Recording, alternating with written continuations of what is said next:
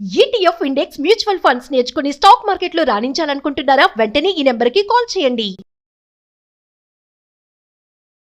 అమెరికాలో పౌరసత్వం పొందడం ఒక కళ.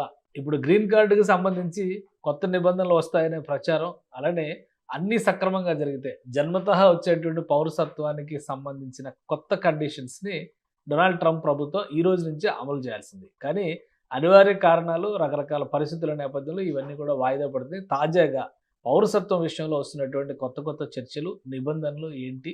అమెరికాలో ఉండాలనేటువంటి కళ ఇంకా ఉందా, ఆవిరైపోయిందా? ఈ అంశాన్ని విశ్లేషించే ప్రయత్నం చేద్దాం. మనతో పాటు అమెరికన్ లా రీసెర్చర్ సాయి శ్రీనివాస్ గారు ఉన్నారు. సాయి శ్రీనివాస్ గారు నమస్తే. నమస్తే సార్. సాయి శ్రీనివాస్ గారు, ఏంటి ఈ రోజు నుంచి యాక్చువల్గా అయితే ఈ జన్మతః వచ్చేటువంటి పౌరసత్వం విషయంలో ట్రంప్ ప్రభుత్వం ఆశించిన విధంగా అన్ని నిబంధనలు అమలై ఉండాల్సింది. బట్ ఆ పరిస్థితి లేదు. గ్రీన్ కార్డు గురించి కొత్త అవును. చర్చ జరుగుతుంది. ఏంటి తాజా పరిస్థితి? అవును.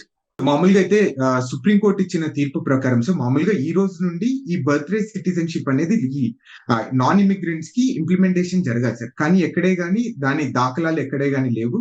సో అది ఒక one of the positive news అని అయితే మనం అనుకోవచ్చు.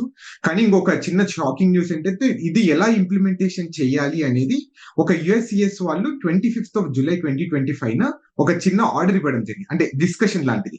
ఇప్పుడు నార్మల్ గా ఫారిన్ డిప్లొమాట్స్ కి ఇప్పుడు నార్మల్ గా ఇండియా నుండి వచ్చి ఇక్కడ ఇండియన్ ఎంబసీలో వర్క్ చేసే వాళ్ళందరికీ ఇక్కడ ఒకవేళ వాళ్ళ పిల్లలు పుడితే ఎలా వాళ్ళకు పౌరసత్వం రాదో అలాంటి పరిస్థితులే సేమ్ మనకు కూడా పెట్టాలని వాళ్ళు ఒక ఆలోచనలో ఉన్నారు. అంటే ఫర్ ఎగ్జాంపుల్ అమ్మకి ఒకవేళ హెచ్4 వీసా మీద ఉన్నానుకో, డిపెండెంట్ వీసా మీద ఉన్నానుకో, అదే వీసా పిల్లలకు వచ్చేస్తాడని. సో అలాంటి ఒక చిన్న డిస్కషన్ జరుగుతుంది. బట్ ఎక్కడే కానీ ఇంప్లిమెంటేషన్ జరగడం లేదు కాబట్టి యాజ్ ఆఫ్ నో మనకు ఒక భారతీయులకు మాత్రం అంటే ప్రపంచ దేశాలకు మాత్రం ఒక మంచి పాజిటివ్ న్యూస్ సార్. రైట్. దీనికి సంబంధించి ఏంటంటే ఇప్పుడు గ్రీన్ కార్డు కొత్త నిబంధనలు వస్తాయి. గ్రీన్ కార్డు 7 ఏళ్ళు ఉంటే కనుక అమెరికాలో గ్రీన్ కార్డుకి అర్హులు. ఇప్పుడేమో వెయిటింగ్ లిస్ట్ అంటున్నారు. మళ్ళీ కొత్తగా ఇదొక చర్చ నడుస్తుంది. ఒక సెనేటర్ దీన్ని పార్లమెంట్లో ప్రవేశపెట్టారు అనేటువంటి డిస్కషన్ నడుస్తుంది. ఏంటి దీని వెనక ఉన్నటువంటి రీజన్స్? యూజువల్ గా అలెక్స్ ప్యాడిలో అని యుఎస్ సెనేటర్ సార్, తను ఈ హెచ్ఆర్ 1511 అనేది renewing immigration provisions of immigration act 1929 అనేది ఒక చిన్న యాక్ట్ తీసుకొని రావడం జరిగింది. అంటే దీన్ని అవుట్డేటెడ్ 1929లో ఉన్న చట్టాన్ని మనం ఈ రోజు కూడా పాటిస్తున్నాము. దీనివల్ల ఎంతో మంది సో ముఖ్యంగా ప్రపంచ దేశాలు వచ్చిన వాళ్ళందరూ ఈ గ్రీన్ కార్డ్ రాకోకుండా ఆగిపోతున్నారు. వాళ్ళందరినీ కొంచెం సడలించాలి, వాళ్ళందరికీ గ్రీన్ కార్డ్ వచ్చేలా చేయాలి అనేది ఈ ఒక చట్టాన్ని తీసుకొని రావడం జరుగుతుంది సార్. అంటే దీంట్లో ఏం లేదు సార్, ఒక 5-6 కండిషన్స్ పెట్టడం జరిగింది. దాంట్లో మెయిన్ కండిషన్ ఏంటంటే ఇక్కడ లీగల్ గా వచ్చేసి 7 సంవత్సరాలు మీరు ఇక్కడ లీగల్ గా ఉండి ఏ క్రిమినల్ యాక్టివిటీ లేకపోయినా ఈ మంచి గుడ్ మోరల్ కండక్ట్ ఉంటే ఇవన్నీ జరిగితే మీకు తప్పకుండా 7 ఏళ్ల లోపు గ్రీన్ కార్డ్ తీసుకొని రావాలి. ఎందుకంటే మీరు ఇక్కడ కర్మభూమిగా అనుకుంటున్నారు కాబట్టి, ఇక్కడే ట్యాక్స్ పే చేస్తున్నారు, ఇక్కడ ఒక సెకండ్ హౌస్ అనుకుంటున్నారు కాబట్టి మీకు తప్పకుండా గ్రీన్ కార్డ్ అనేది ఇచ్చి మీకు స్వేచ్ఛగా తిరిగేలా చేయాలి అనేది అతని ఇంటెన్షన్ సార్. కానీ ఇది పాస్ అవుతుందా లేదా అనేది సెకండ్, అట్లీస్ట్ ఒక మంచి పాజిటివ్ డిస్కషన్ అయితే నడుస్తుందని మనం అయితే హ్యాపీగా ఫీల్ కావాలి సార్. కానీ అంటే ఇది ట్రంప్ ప్రభుత్వం ఇప్పటివరకు అనుసరిస్తున్న పాలసీలకు భిన్నంగా ఉంది ఈ వాదన. అవును.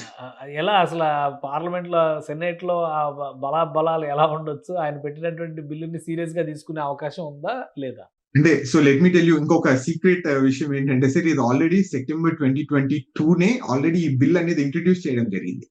సో ఆ రోజు పాస్ అయిందో లేదో కానీ మళ్ళా సో ఈ రోజు ఒక చిన్న ఆర్గ్యుమెంట్ తీసుకొని రావడం జరుగుతుంది.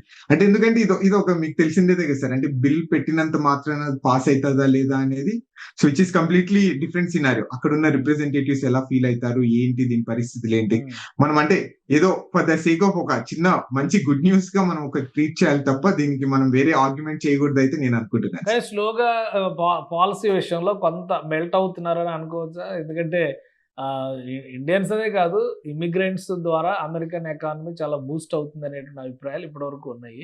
సో అదే తరహాలో మరొకసారి ఫస్ట్ అధికారంలోకి వచ్చి బాధ్యతలు తీసుకున్న మొదటి 6 నెలలు గట్టిగా పట్టు బిగించారు. ఇప్పుడు కొంత సడలిస్తున్నారు, మెత్తపడుతున్నారని అనుకోవచ్చా?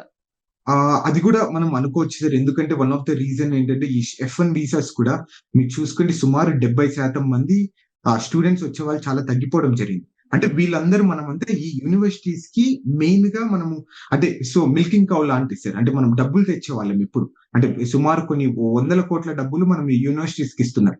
అది తగ్గిపోవడం కూడా వన్ ఆఫ్ ద రీజన్. అట్లనే H1B వీసా హోల్డర్స్ కానీ వీళ్ళందరూ కొంచెం ఎందుకో భయాందోళనకు చెందుతున్నారు సార్. అంటే మనం ఇక్కడికి వచ్చి సెటిల్ కావచ్చా లేదా, మన పరిస్థితి ఏంటి?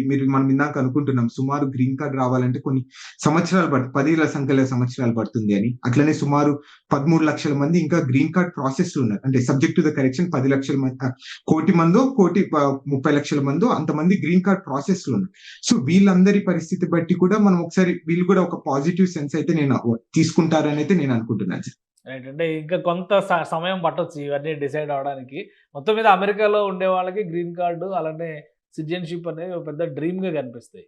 ఈ బిల్లు వలన కానీ లేదా ప్రభుత్వం అనుసరిస్తున్నటువంటి విధానాల వల్ల కానీ కొంత సడలింపు వస్తుంది రాను అని అనుకోవచ్చా? సార్ అంటే సడలింపు వస్తుందా రాదా అని కాదు సార్. అంటే ఇది ఆల్రెడీ వెల్ ఎస్టాబ్లిష్డ్ రూల్స్ ని ఈ రోజు అవన్నీ రివైవ్ చేసి ఈ రోజు ఇంప్లిమెంటేషన్ చేయడానికి ట్రై చేస్తున్నారు సార్. అంటే ఎక్కడే కానీ ఇప్పుడు మామూలుగా ఎప్పుడు నుండో ఉంది సార్. ఇక్కడ నార్మల్గా మనం చాలాసార్లు డిస్కస్ చేసి పార్ట్ టైం ఇల్లీగల్ గా చేస్తే తప్పకుండా మీ సిటీస్ అనేది టర్మినేట్ అవుతుంది, వీసా రివోక్ చేసే అవకాశం. ఈ రోజు అది ఇంప్లిమెంటేషన్ చేస్తున్నారు. అంతే, రూల్స్ ఎక్కడే కానీ వాళ్ళు చేంజ్ చేయడం లేదు, ఏం చేయడం. వాళ్ళు రూల్స్ ఆల్రెడీ ఉన్నదాన్ని అంటే వాడని రూల్స్ దాన్ని బయటికి తీసుకొని వస్తున్నారు. అంతే సార్. ఎక్కడే కానీ మనం భయోందనకు చెందడానికైతే ఎక్కడ లేదు. రైట్.